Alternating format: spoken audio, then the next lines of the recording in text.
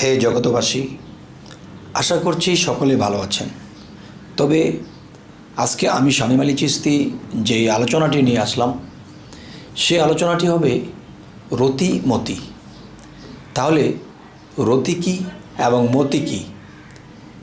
তো আমরা কিন্তু একটা সময় সাবালক যখন হয়েছি তখন আমরা জেনে এসেছি যে রতি আর মতি। তো রতিটা কী এবং মতিটা কী? যেমন রতি জিনিসটা হলো যে একজন নারী, সে যখন দেখা যায় দিন দিন সাবালিকা হয়, তখন তার মধ্যে রতির পয়দা হয়। আর যখন একজন পুরুষ সাবালক হয়, তখন দিন দিন তার মধ্যে যে মতির পয়দা হয়। আচ্ছা, এখন আজকের কথা হলো রতি কী এবং মতি কী। রতি দিয়ে কি সৃষ্টি হয় বা কি জন্ম নয়, এবং মতি দিয়ে কি সৃষ্টি বা কি জন্ম, আজকে এই বিষয়ে আলোচনা করব ইনশাআল্লাহ। তো এখন কথা হলো রতি দিয়ে কি পয়দা বা কি জন্ম, এবং মতি দিয়ে কি জন্ম বা কি পয়দা, সেটি আমি যদি ভেঙে বলতে যাই, তবে জ্ঞানীগুণীর জন্যে অবশ্যই কথাগুলো সহজ হতে পারে, এবং দেখা গেছে যারা না জানে এদের মধ্যে একটু চিন্তিত বিষয়। রতির দ্বারা মানুষের শরীরের অংশ, যেরকম মাংস, চামড়া, লোম, ত্বক, এই জিনিসগুলো রতি দ্বারা সৃষ্টি হয়। এবং মতি, যা পুরুষের অংশ, সেখান থেকে হাড্ডি, মগজ, মণি, হাড্ডি, রগ, মগজ, মণি, এই চারটি বস্তু মতি থেকে হয়।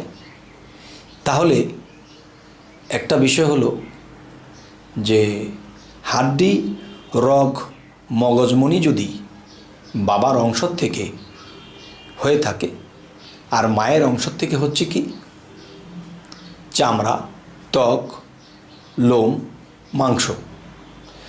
তো একটা জিনিস দেখবেন, একটি বিল্ডিং তৈরি করতে গেলে দেখা যায় প্রথমত কী দেওয়া হচ্ছে, রড, গুণা তার দিয়ে বেঁধে বেঁধে ভিতরে রড, যা মানুষের দেহের ভিতরে হাড্ডিগুলো।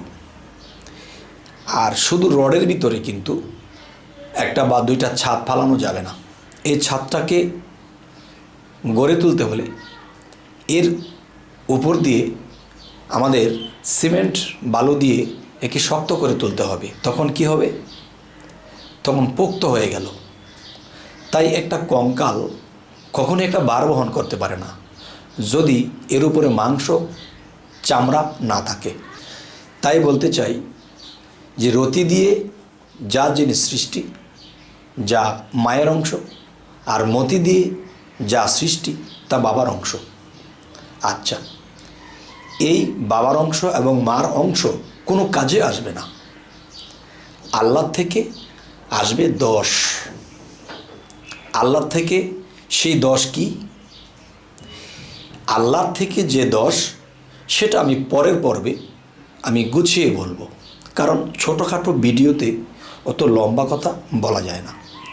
তাই আমি বলবো যে আল্লাহর দোষ আমি হয়তো একটা একটা করে নাম বলবো, কিন্তু বোঝা হবে না সেই আল্লাহর দোষ কি কি, এবং কোনটার কোন গুণ, কোনটার কোন কাজ, কোনটার কোন ডিউটি, এটা খুলে বলতে গেলে আমরা এর পরের ভিডিওতে আলোচনা করব ইনশাল্লাহ।